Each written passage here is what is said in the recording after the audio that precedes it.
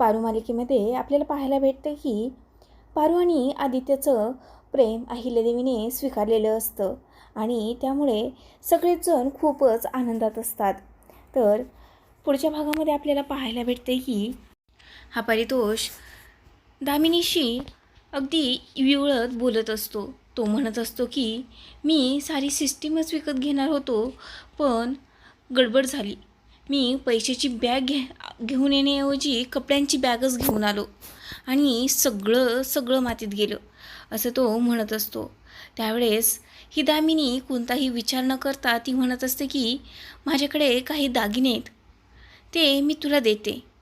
आणि ती ते सगळेच्या सगळे दागिने त्याला देते आणि त्यानंतर तो एक चावी देत तिला म्हणतो की आपली पार्टनरशिप पक्की झाली आता, आणि ती खूपच आनंदात असते.